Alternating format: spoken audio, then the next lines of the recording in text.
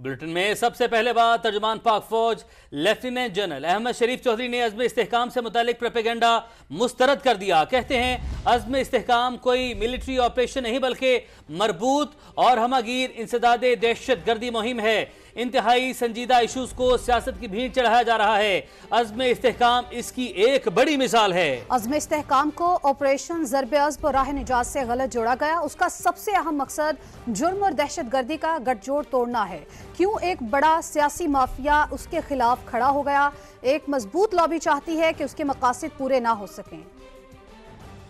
इंतहाई संजीदा इशूज़ को भी हम सियासत की भेंट चढ़ा रहे हैं और ये अज़्म इस्तेहकाम उसकी एक आपके सामने मिसाल है। अज़्म इस्तेहकाम एक हमागीर, एक मरबूत काउंटर टेररिज्म कैंपेन है and it is not a military operation. इसका जो एक मकसद, बड़ा अहम मकसद है, वो है टेरर का और क्राइम का, दहशत गर्दों का और क्रिमिनल माफिया का जो आपस में नेक्सस है उसको ब्रेक करना। अज़्म इस्तेहकाम के ऊपर बहस, कंफ्यूजन, उससे मतनाज़ा बनाना क्यों किया जाए? क्यों एक बहुत बड़ा माफिया, सियासी माफिया, गैर कानूनी माफिया हर जगह से खड़ा हो गया कि हमने ये काम नहीं होने दिया। There is a very strong lobby जो चाहती है कि ये जो अगराज़ो मकासद हैं अज़्म इस्तेहकाम के, और ये वही अगराज़ो मकासद हैं जो कि रिवाइज नेशनल एक्शन प्लान की और नेशनल एक्शन प्लान के थे, ये ना पूरे। और उसका पहला चाल ये है कि वो चाहता है कि इसको मुतनाज़ बना दें ऑन झूठ, फेक आर्गूमेंट्स। इस साल में हमने 22,409 इंटेलिजेंस बेस्ड ऑपरेशंस किए। 137 हमारे अफसर और जवान शहीद हैं। 398 दहशत गर्दों को हम जहन्नम हासिल कर चुके हैं। 112 ऑपरेशन हम रोजाना की बुनियाद पे कर रहे हैं, जिसको अगर देखा जाए तो 24 घंटे होते हैं, तो ये तकरीबन 5 या 4 से 5 ऑपरेशन हर घंटे में हम कर रहे हैं इंटेलिजेंस। अज़्म इस्तेहकाम में बात हुई कि there is a terror crime nexus, उसके अंदर ही ये दहशतगर्दी पनपती है। इसमें कोई नजरियात नहीं है, ये सब पैसा है। टेरर क्राइम नेक्सस को सस्टेन करने के लिए, इस सॉफ्ट स्टेट को स्टेट करने के लिए आप दहशतगर्दों को भी लगाएं कि मसरूफ रखो अपनी एफसी को, अपनी फौज को। नाम नेहाद जो इंसानी हकूक की तंजीमें उन्हें भी लगाएं कि चूंकि रियासत इसके खिलाफ खड़ी है और रियासत इस टेरर क्राइम नेक्सस को, जिसकी जो बेसिस है क्राइम की और टेररिज्म की, उस पर अटैक करना शुरू हो गई है। तो उठाओ मिसिंग पर्सन, चलो अमन मार्च की बात करो। फिजिकल दहशतगर्द बंदूक से दहशतगर्दी करता है। डिजिटल दहशतगर्द का हथियार झूठ और फेक न्यूज़ है।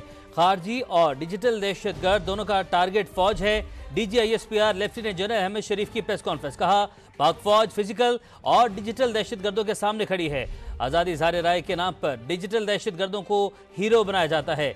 डिजिटल दहशतगर्दी को ना रोका तो ये मजीद बढ़ेगी। बताया जाए फेक न्यूज़ फैलाने वाले कितने लोगों के खिलाफ कार्रवाई हुई।